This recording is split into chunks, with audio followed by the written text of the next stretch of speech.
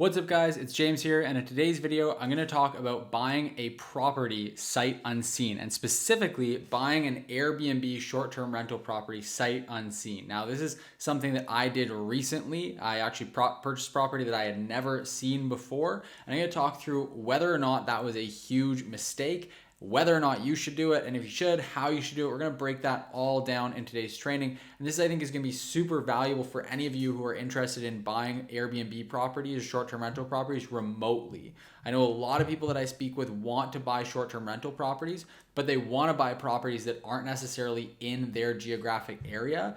And they're concerned about, do I need to fly there? How frequently I have to go? So I'm going to break that all down in the video here today.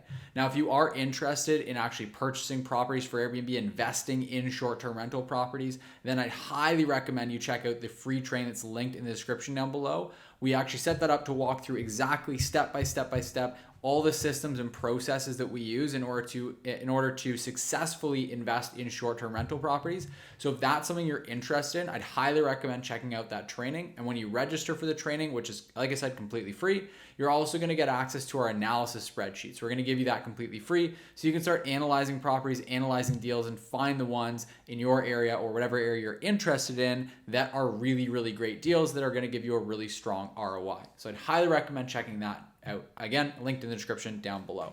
So, recent property that I purchased, I actually purchased it sight unseen. I had never been there to the property by the time that I went firm on the property. So I want to walk through that.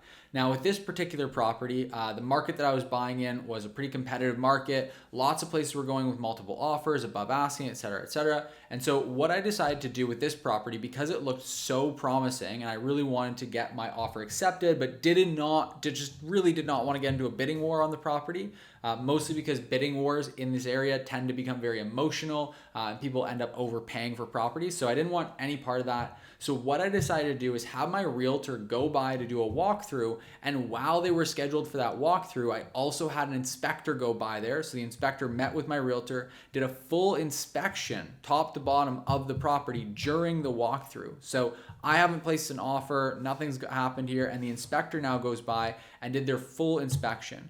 And that way I knew that I was approved for financing. I knew everything else was good. I just wanted to make sure that I got that inspection done because I personally don't recommend buying properties without and going firm on them without having an inspection, except for a few rare scenarios. Now, this being an older property, rural, there's lots of stuff that could be wrong with the property. I didn't want to take that kind of a risk. So I had the inspector go by. Now, the inspection went really well. And one of the things I asked the inspectors, I said, hey, at the end of the inspection, I know you're going to give me your full report, but if you could just give me a bit of a Coles notes, let's just jump on the phone, give me a bit of a Cliff Notes, let me know if anything is cause for concern so that I can basically temper my offer accordingly.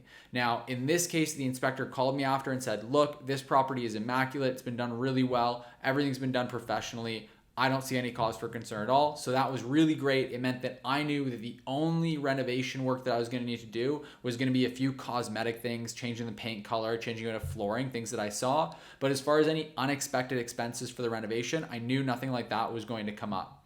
So that allowed me to then go in with a firm offer. And because all of this happened really quickly, I was on top of it. I saw the property really quickly on the market. I got my realtor to go by there very quickly thereafter. I think it was a day or two later, inspection. So it had only been on the market for maybe 2 or 3 days. I put in an offer with a short irrevocable, meaning that the seller then had to get back to me quickly and let me know yes or no on the offer. They countered. So I actually came in below asking price. They countered, still below asking price, and I was happy with that. So we ended up moving forward and I went firm on the deal. Now that same property is one that now we're just in the process of renovating it. We recently closed on it, so it's being renovated and it's going to be listed as a short-term rental property. And now I want to walk through the logistics of this and why I did it this way. So first off, I do highly recommend that if you are going to go firm on a property, that you get an inspection done on it, whether you see the property or not. Unless you are really, really good at knowing exactly what to look for with the property, and you feel like you're very, very well qualified to do the inspection yourself, I would recommend hiring a professional to do that inspection to give you the peace of mind knowing that you're not going to have any huge unexpected expenses, because stuff like that can really ruin a deal. It can completely destroy the ROI on a deal very easily. So I highly recommend that. Now, as far as going firm on a property without actually seeing it, I personally would highly recommend that to people, is that you don't actually need to go by to see a property with your own two eyes in order to go firm on it. What you do need is two things. One is a realtor that you really, really trust. And two, like I said, that inspection. And then honestly, a third one would be just a video chat. So I recommend doing a video chat. That's what I like to do with my realtor when we're doing a tour around properties, is I'll just get her to do a FaceTime with me, show me around the property. That way I can get a better idea of the property, its layout, everything like that. Now, a lot of properties these days have virtual tours, so that's fantastic as well if you can get a property that's got virtual tours. And I will always, always, always put, if I'm putting in a conditional offer, I will always put that conditional offer in and then wait for it to get accepted before I'd even consider going by to the property. I will not get in a car and drive out to go see a property unless I am at the very least conditional on that property, meaning that I then have the control to either go into the deal or walk away from it. I won't go by and actually visit properties that I haven't placed an offer on yet, just because, simply put, it's just a waste of time. It's a lot of time and energy putting into properties that ultimately the vast majority of them in a competitive market, or just when you are a very scrutinous investor, you're not going to be buying the majority of them, right? So why waste your time going by to see them? There's no real benefit to doing that. So I recommend at least going in conditional and getting your offer accepted conditional before going and doing a walkthrough where you're actually there in person, or in some cases like this one, going in and going firm. Now, the upside on that is that you save a lot of time, and the downside is really nothing as long as you've got a realtor that you trust, you've got an inspector that you trust if you are going the route of going firm on that property without seeing it, and you just leverage FaceTime to be able to see everything. But again, having that realtor that you trust, they're your eyes and your ears. And if you have a really good relationship with them, they're essentially like a business partner to you. Like, they should really know exactly what you're looking for, what kind of things you're concerned about, how close can the neighbors be, what does the yard need to be like, all those details.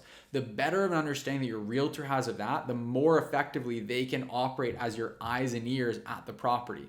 So then it saves you the time of having to double down your efforts and both of you go there. You might as well just have one of you go there. So that's my take on it. Let me know what you think in the comments in the comment section down below. If you have any questions, thoughts, concerns, anything you'd like to share, let me know. Again, if you want our step-by-step training for exactly how to invest successfully into short-term rentals, and you want us to show you how to do this remotely, how to do this without actually going by there in person, how to do it in different state, different province, or even different country from where you actually live, then I highly recommend you check out the free training that's linked in the description down below. That's going to walk you through everything step by step. And like I said, we're also going to give you our analysis spreadsheet completely free when you register for that training as well. So check that out. Link is in the description down below. And last two things.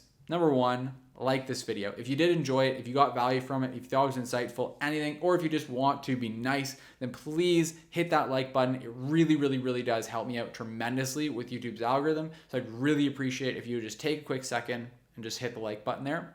And then last but not least, if you are not yet subscribed to the channel, which I know from looking at my analytics that a lot of you guys watching this video are not yet subscribed to the channel, make sure you hit the subscribe button so you can stay up to date. I post 2 new videos every single week on this channel. So make sure you hit that subscribe button. Other than that, that's everything I got for you today. So I will hope you have a great rest of your day, and I'll see you in the next video.